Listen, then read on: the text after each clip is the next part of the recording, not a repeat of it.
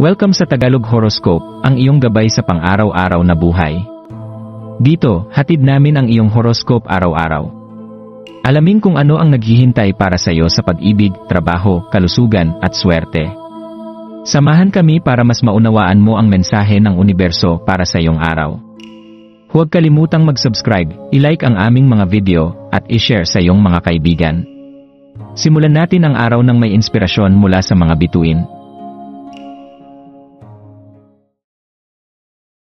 Narito ang iyong pang-araw-araw na horoscope para sa Virgo ngayong January 11, 2025. Habang sumasayaw ang buwan sa ilalim ng Gemini ngayon, ang likas na pagiging mausisa ng Virgo ay humahalo ng maganda sa masiglang enerhiya ng komunikasyon.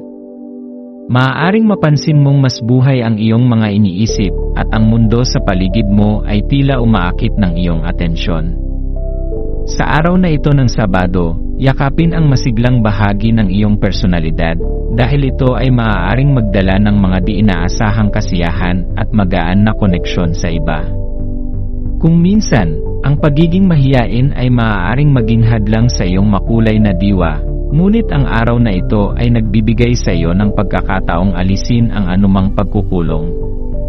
Hayaang dumaloy ang iyong mga iniisip ng walang paghatol, at payagan ang alon ng koneksyon na dalhin ka sa isang mas malayang ekspresyon. Isipin kung paano ang bawat pakikipag-usap, kahit gaano pa ito kasimple, ay may potensyal na magbigay ng pag-unlad sa iyong buhay. Ngayong ika-negatibo 13 araw ng buwan, ito ang perpektong sandali upang tuklasin ang espasyo sa pagitan ng mga mundo, inaanyayahan ang intuisyon at espiritual na pananaw na pumasok sa iyong araw. Ang manipis na belo ng pagitan ay nagbibigay ng pagkakataon para sa mas malalim na pagmumuni-muni sa iyong panloob na sarili at ang mga hiwaga na bumabalot sa iyo. Ang ganitong mga sandaling pagninilay ay magpapaalala sa iyo ng pagkakaugnay-ugnay ng lahat ng bagay sa paligid mo. Inaanyayahan ka rin ng kalikasan ngayon na lumabas at maramdaman ang kanyang mapayapang impluensya. Ang isang paglalakad sa parke o sandali ng pakikipag-isa sa kalikasan ay maaaring magbigay ng lakas at linaw sa iyong isipan.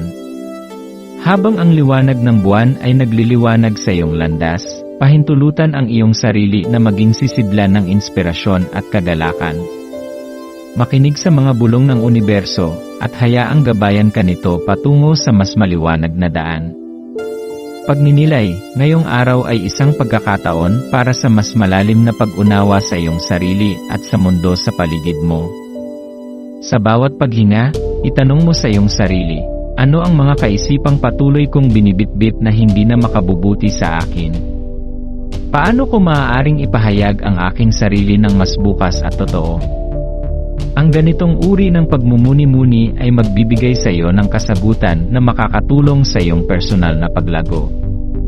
Tandaan, ang pagiging mausisa at bukas ang puso ay hindi lamang nagpapayaman sa iyong kaalaman, ngunit nagpapalalim din ng iyong koneksyon sa iba.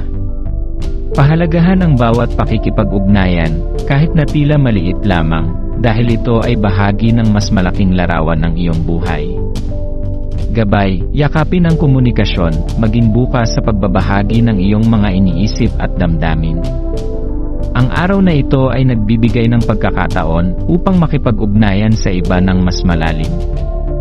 Makinig sa intuisyon, ang iyong panloob na tinig ay mas malinaw ngayong araw. Makinig dito, lalo na kung may mga desisyon kang kailangang gawin. Lumapit sa kalikasan, ang sandaling inilaan sa kalikasan ay makapagbibigay ng panibagong sigla at kaliwanagan ng isip. Maglaan ng oras upang maglakad o magmuni-muni sa isang tahimik na lugar. Pagbutihin ang sarili, gamitin ang mga energies ng araw na ito upang pagnilayan ang mga aspeto ng iyong buhay na maaaring paunlarin. Ang bawat maliit na hakbang ay nagdadala sa iyo ng mas malapit sa iyong mga layunin. Sa pagtatapos ng araw, alalahanin na ang tunay na kagandahan ng isang Virgo ay nasa kanyang kakayahang magbigay ng liwanag sa pamamagitan ng kanyang pagiging maingat, mapagbigay at malikhain. Yakapin ang araw na ito ng may pagmamahal at kasiyahan, at magtiwala na ang mga pagbabagong ginagawa mo ngayon ay magdadala sa iyo sa isang mas masaganang hinaharap. Maraming salamat sa panonood ng iyong horoscope ngayon araw. Naway gabayan ka ng mga bituin sa iyong landas. Huwag kalimutang mag-like, share, at subscribe para sa iba pang cosmic na kaalaman. Hanggang sa muli, manatiling konektado sa universo